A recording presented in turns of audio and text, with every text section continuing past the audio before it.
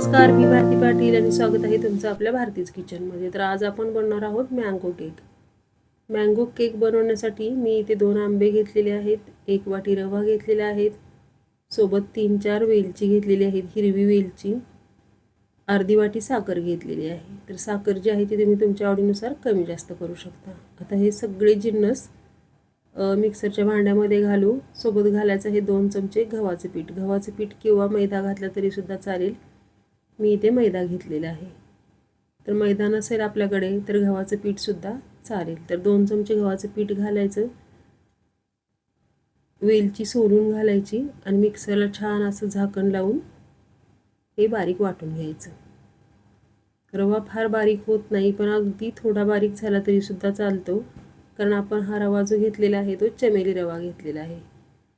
चिमूटभर मीठ घालायचं, झाकण घालून छान असं हे बारीक करून घ्यायचं. आता हे बारीक करून घेतले. थोडंसं ह्याला वेळ जाऊ द्यायचा, कारण पटकन जर झाकण उघडलं तर त्याचं जे पीठ तयार झालेलं असतं ते वरती येतं. तोपर्यंत आपण इथे आंब्याचा गर काढून घेऊ. तर आंब्याचा गर जो आहे तो मी 2 आंब्याचा गर घेणार आहे, साधारणतः ही 1 वाटी. तुम्ही तुमच्या आवडीनुसार जास्तसुद्धा गर घेऊ शकता.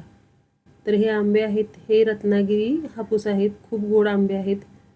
तुम्ही तुमच्याकडे जे असतील तुमच्या सोयीनुसार ते आंबे घेऊ शकता, फक्त त्याचं गोडाचं प्रमाण चांगलं असावं. तर आता हे सगळे एका बाउलमध्ये काढून घेऊ, वाटून घेतलेला रवा आणि मिक्सरच्या त्याच भांड्यामध्ये काढून घेतलेला आंब्याचा पल्प, थोडंसं दूध आणि थोडंसं तेल घालू. तर दूध इथे मी 1 छोटा कप भरून घेतलेला आहे. सुरुवातीला ही अर्धी वाटी दूध घालूया आणि याच्यामध्ये घालूया अर्ध्या वाटीपेक्षा थोडंसं कमी असं तेल. तर हे शेंग तेल आहे माझ्याकडे, जे मी घरी नेहमी वापरते तेच तेल आहे. हे घालू. बारीक करून घेतलेला रवा, त्यातला थोडासा रवा परत घालू याच्यामध्ये आणि परत एकदा हे मिक्सरला छान अशी याची पेस्ट तयार करून घेऊ. तर बारीक करून घेतलेला रवा ह्यासाठी घालायचा. पेस्ट खूप छान होते. आंब्याचा गर कुठेही राहिला नाही पाहिजे आणि अशा प्रकारे तुम्ही बघू शकता खूप छान अशी पेस्ट झालेली आहे. आता हे सगळे जिन्नस परत एकत्र करायचे, व्यवस्थित मिक्स करून घ्यायचं. तर 1 कपामध्ये दूध जे थोडं ठेवलं होतं ते भांड्यात घालूया आणि भांड्याला लागलेली जी पेस्ट आहे, म्हणजे जो गर आहे आंब्याचा, तो सगळा व्यवस्थित काढून घेऊया. हे सगळं घालायचं आणि व्यवस्थित मिक्स करून घ्यायचं. परत त्याच बाउलमध्ये आता मी ते सगळं घेतलं, छान असं हे मिक्स करूया आणि 15 मिनिटं याला रेस्ट करण्यासाठी ठेवून देऊया. रवा छान फुलतो आणि केकसुद्धा खूप छान होतो. तर गाईज, इथे एक मला महत्त्वाची टीप द्यावीशी वाटते. एरवी आपण कच्चा रवा घेतो, पण हा जो मी रवा घेतलेला आहे तो हलकासा भाजलेला आहे, म्हणजे मी रवा नेहमी भाजून ठेवते आणि त्यातलाच मी हा रवा घेतलेला आहे. तर व्यवस्थित मिक्स करायचं आणि झाकण घालून 15 मिनिटं रेस्ट करायला ठेवायचं. आता 15 मिनिटं रवा रेस्ट होतोय, म्हणजे तयार केलेलं मिश्रण रेस्ट होतंय. तोपर्यंत इथे आपण बेक करण्याची तयारी करूया. तर इथे मी कढई घेतलेली आहे, तुम्ही बघू शकता. ही ॲल्युमिनियमची कढई आहे छोटी, जी मी नेहमी भाजीसाठी वापरते. 2 थेंब तूप घालायचं, ग्रीस करायचं आणि वरतून ठेवायचा बटर पेपर. आता बटर पेपर व्यवस्थित कापून घ्यायचा आपल्याला हवा त्या आकाराचा. तर मी इथे कढईच्या आकाराचा बटर पेपर कापून घेतलेला आहे. कढईमध्ये बटर पेपर ठेवायचा, वरतून 2 थेंब तूप घालायचं आणि परत एकदा पेपरला छान असं तूप ग्रीस करून घ्यायचं. तर तुम्ही हा जो केक आहे तो अगदी पॅनमध्ये सुद्धा करू शकता. तर इथे घेतलेले आहेत मी कप. आता हे जे कप आहेत माझ्याकडे ते पाणी पिण्यासाठी आम्ही यूज करतो गणपतीमध्ये, तर माझ्याकडे थोडे शिल्लक होते. आता वेगळे कप आणण्यापेक्षा म्हटलं याच्यामध्येच आपण ट्राय करूया. तर ह्या कपला सुद्धा सगळीकडे तूप लावून घ्यायचं. अगदी थोडं तूप लावायचं आहे आणि वर थोडीसं मैदा बुरबुरवायचा. तयार केलेल्या मिश्रणाला आत्तापर्यंत जवळजवळ 15 मिनिटं होऊन गेलेली आहेत. आता हे थोडंसं बाजूला ठेवू आणि आपण मिश्रण बघू कसं झालं ते. आता याच्यामध्ये घालायचं आहे दुसरे 2 जिन्नस. तर तुम्ही बघू शकता कन्सिस्टन्सी मगाची आणि आत्ताशी कशी आहे ते. थोडासा घट्टसरपणा आलेला आहे याला. आता याच्यामध्ये आपण दूध वगैरे काहीही घालणार नाही आहे. आता घालायचा अर्धा चमचा बेकिंग सोडा आणि पाव चमचा खायचा सोडा. सोडा जर जास्त झाला तर केक एकदम फुगतो आणि असा तो दबला जातो. म्हणून सोडा नेहमी आपल्या मिश्रणाच्या हिशोबाने प्रमाणात घालायचा आहे. सोडा घालायचा आणि मिश्रण परत एकदा व्यवस्थित फेटून घ्यायचं. तर अशा प्रकारे मी मिक्सरच्या साहाय्याने हे फेटून घेतलं आहे. तुम्ही बघू शकता. आणि ह्याची कन्सिस्टन्सी बघा किती छान झालेली आहे. फार घट्ट नाही किंवा फार पातळ नाही. आता हे मिश्रण आपण सगळ्या कपमध्ये घालून घेऊ. तर 1 चमचा ह्या हिशोबाने मी हे मिश्रण प्रत्येक कपमध्ये घालणार आहे. आणि अशा प्रकारे इथे मी 4 कप घेतलेले आहेत. उरलेले मिश्रण आहे ते कढईमध्ये घालायचं आहे. आता याच्यावरती जर तुम्हाला घालायचं असेल तर तुम्ही आंब्याचा पल्प घालू शकता बारीक काप करून. पण इथे मी घालणार आहे थोडेसे ड्रायफ्रूट्स.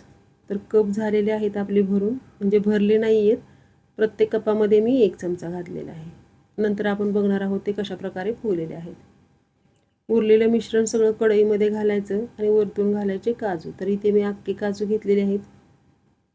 तुम्ही थोडेसे बारीक करून सुद्धा घेऊ शकता सर्व प्रकारचे मेवे. थोडेसे काजू घेतलेले आहेत आणि थोडेसे मी पिस्ता घेतलेले आहेत. तर काजू आणि पिस्ता सगळीकडे व्यवस्थित लावून घ्यायचं आणि बेक करण्यासाठी आपलं मँगो केकचं मिश्रण रेडी झालेलं आहे. आता हे सगळ्यामध्ये घालून घेऊ काजू आणि पिस्ता आणि बेक करण्यासाठी हे ठेवून देऊ.